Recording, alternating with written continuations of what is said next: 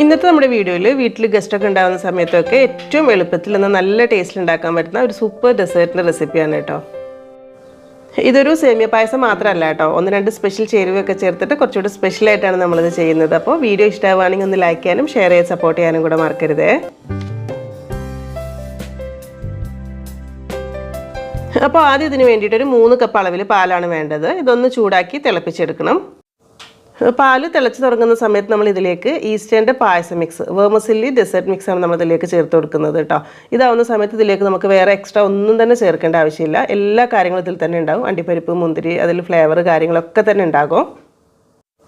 അപ്പോൾ ഈ ഒരു മിക്സ് പാലിലേക്ക് ചേർത്ത് കൊടുത്തിട്ട് നന്നായിട്ട് തിളപ്പിച്ചെടുക്കുക. തിളച്ച് വന്നു കഴിഞ്ഞാൽ ചെറിയ തീയിൽ വെച്ചിട്ട് കുറച്ച് സമയം കൂടെ ഒന്ന് തിളപ്പിച്ച് വറ്റിച്ചെടുക്കുക കേട്ടോ. അപ്പോൾ നല്ല പെർഫെക്റ്റ് ടേസ്റ്റ് ആയിട്ടുള്ളൊരു പായസമായിട്ട് കിട്ടിയിട്ടുണ്ടാവും. പക്ഷേ നമ്മളിതൊരു പായസമായിട്ടല്ല കഴിക്കുന്നത്, കുറച്ചുകൂടി സ്പെഷ്യലാക്കിയിട്ട് ഒരു ഡെസേർട്ടായിട്ടാണ് ചെയ്യുന്നത്.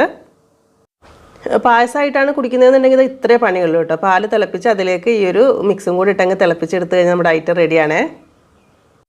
നമ്മളിത് ഫ്രിഡ്ജിലൊക്കെ വെച്ച് തണുപ്പിച്ച് നല്ലൊരു ഡെസേർട്ടായിട്ടാണ് കഴിക്കുന്നത്. അപ്പോൾ അതിന് വേണ്ടിയിട്ട് ഒന്നുകൂടെ ഒന്ന് കുറുക്കി വറ്റിച്ചെടുക്കുന്നുണ്ട് കേട്ടോ. ഈ ഒരു രീതിയിൽ ഇതുപോലെ ആവുന്ന സമയത്ത് ഇതൊന്ന് ചൂടാറാൻ വേണ്ടിയിട്ട് ഒരു പാത്രത്തിലേക്ക് ഒഴിച്ചിട്ട് അങ്ങ് മാറ്റി വെക്കാം.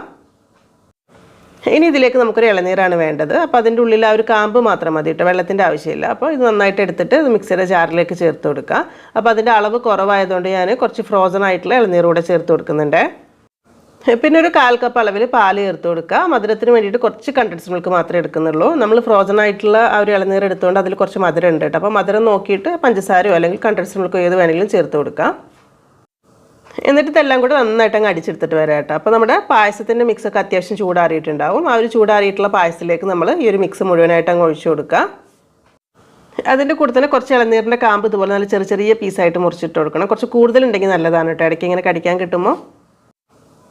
പിന്നെ വാനില ഐസ്ക്രീം ഉണ്ടെങ്കിൽ കുറച്ച് ഈ സമയത്ത് ചേർത്തിട്ട് നന്നായിട്ട് മിക്സാക്കി എടുക്കുക. ഈ സമയത്ത് ഒരുപാട് വേണ്ട, നമ്മൾ കുറച്ച് വേണ്ടി ഇത്തിരി കൂടി എടുക്കുന്നുണ്ട്.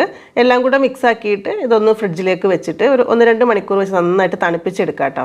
തണുത്തതിന് ശേഷം കഴിക്കുമ്പോഴാണ് സൂപ്പർ ടേസ്റ്റ് ആവുക. ഇപ്പം ഞാനിത് നന്നായിട്ട് തണുപ്പിച്ച് ഫ്രിഡ്ജിൽ നിന്ന് പുറത്തേക്ക് എടുത്തിട്ടുണ്ട്. ഇനി നമ്മളിത് സെർവ് ചെയ്യുന്ന സമയത്ത് ഒരു ഇത്തിരി ഐസ്ക്രീം എടുക്കുക. അതിൻ്റെ മേലേക്ക് കുറച്ച് പായസത്തിൻ്റെ മിക്സും കൂടെ ഒഴിച്ചിട്ട് എല്ലാം കൂടെ ഇങ്ങനെ കൂട്ടി കഴിക്കുന്ന സമയത്ത് ഒരു പെർഫെക്റ്റ് ടേസ്റ്റ് തന്നെയാണ് കേട്ടോ, അടിപൊളിയാണ്. അപ്പോൾ നമ്മൾ പറഞ്ഞ പോലെ തന്നെ വളരെ സിമ്പിളായിട്ടുള്ള റെസിപ്പി അല്ലേ. ആ ഒരു സേമിയ പായസത്തിൻ്റെ കൂടെ തന്നെ ഇളനീരിൻ്റെ ചെറിയ ചെറിയ കഷ്ണങ്ങളും എല്ലാം കൂടെ അങ്ങനെ കൂട്ടി നല്ല തണുപ്പോട് കൂടെ കഴിക്കുന്ന സമയത്ത് നിങ്ങൾക്ക് ഇഷ്ടമാവുമെന്ന് വിചാരിക്കുന്നു. അപ്പം ഈ ഒരു രീതിയിൽ ഇതുവരെ ചെയ്ത് നോക്കിയിട്ടില്ലെങ്കിൽ ചെയ്ത് നോക്കുക കേട്ടോ. പിന്നെ വീഡിയോ ഇഷ്ടമായിട്ടുണ്ടെങ്കിൽ ഒന്ന് ലൈക്ക് ചെയ്യാനും ഷെയർ ചെയ്ത് സപ്പോർട്ട് ചെയ്യാനും കൂടെ മറക്കരുതേ.